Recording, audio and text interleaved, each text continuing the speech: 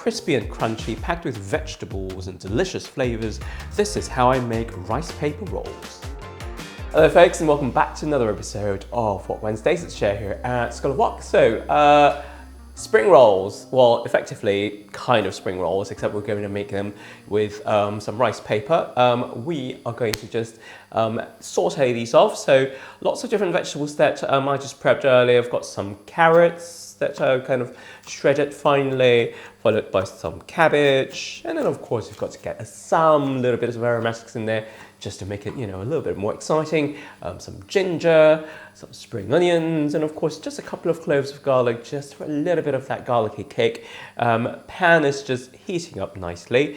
Just a little bit of something neutral tasting, perhaps some vegetable oil, sunflower, avocado if you like. And we're just gonna get this sort of the more denser vegetables in there.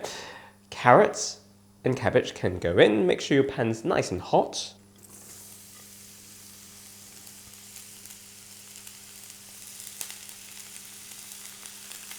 Grab a trusty little spoon or something to mix it with.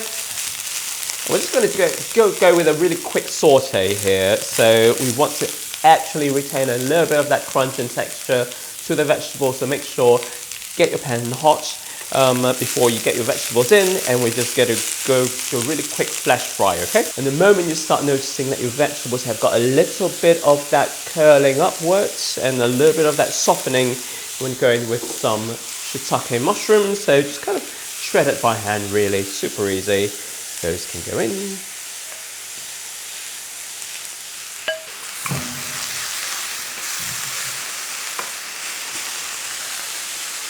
So last things to go in, or second last things to go in, and we've got some ginger, spring onions, and garlic can also just go in.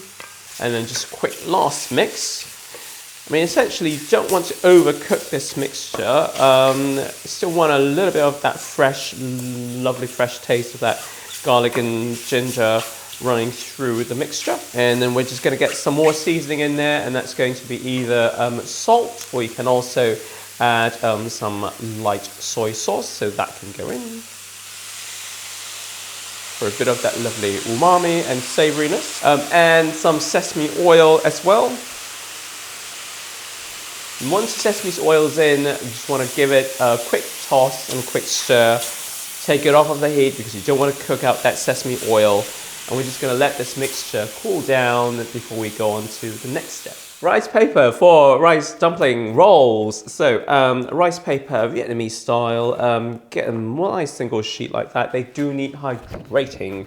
So best way really, just get a bottle of, or just get a bowl of water. We're just gonna dip this in, and then we're just gonna roll them around, just like a little water wheel. And just kind of get them hydrated enough. And then straight out, and we're just gonna get them onto like a nice clean surface, like a, you know, obviously a clean kitchen table, counter, whatever it is that you've got there, and we're just gonna let it soften up a little bit. In the meantime, grab hold of your already sort of cooled down vegetables. We are just going to place a tiny bit of that right there. However much you like, so that obviously the more filling you've got there, the bigger your rice rolls or your rice dumplings are going to be. So I think that should be kind of okay for me. And all you're looking to do is just wait for the rice paper just to get a little bit flexible, which is what I've got here. And then they start to get a little bit sticky as well. So I'm just going to, first of all, drape this over the filling and start to sort of form that kind of long sausage shape.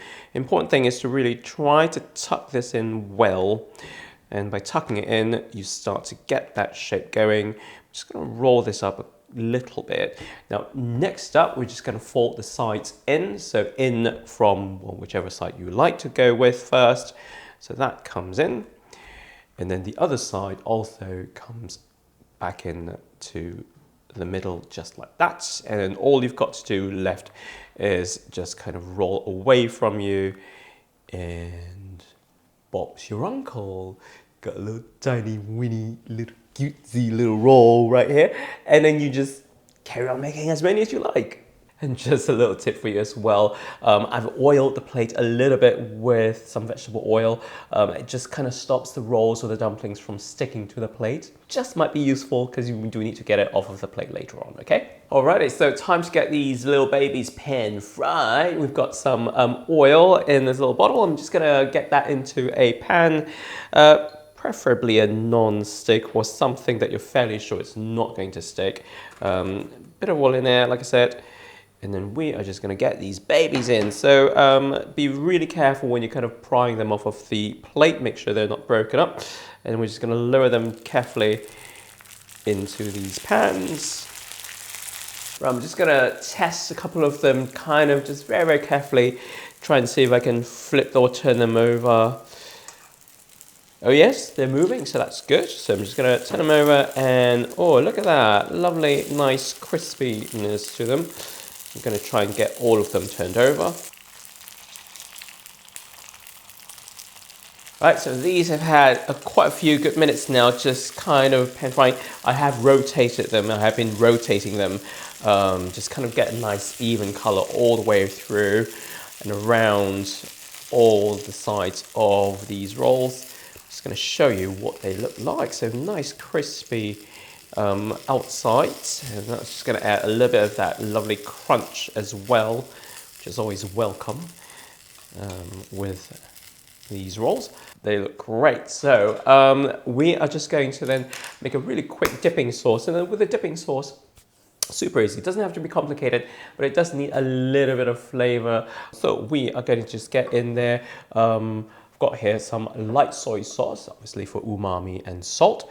I've got some black vinegar, so black rice vinegar, chinkyang vinegar, sometimes it's called. You could also just go in with some balsamic as well, so that kind of adds a little bit of acidity and sweetness. Tiny bit of sesame oil for aromatic purposes, and then also just maybe some sesame seeds in there. I just think maybe a little bit of spice as well, so let's maybe have a rummage and I'll just kind of have a look and see what I've got lying around. I found some tahini hiding in one of my pockets in my coat pocket. Yeah, I carry a little bottle of tahini, that's how sad I am. Anyway, so a little bit of lime, a little bit of spice in there. Oh, why not? So that can go in. You never know. It's like, if you ever need an emergency bottle of tahini, look for me. That's what I've got in my pocket. Right, so ready to go with these. Might just kind of add a bit of green to this. So got some random bits of chives just hanging around. You know what? I've already washed up my knife, so I'm just gonna snip. Okay, snip with some scissors. Shh! Don't tell mom. Okay, so that's literally what I'm doing. Just snipping away. Alrighty, right, so time for a taste test. I'm just gonna get this in there. Oh, give it a really good dip in there. Oh my gosh, I'm so up for it. Here it goes.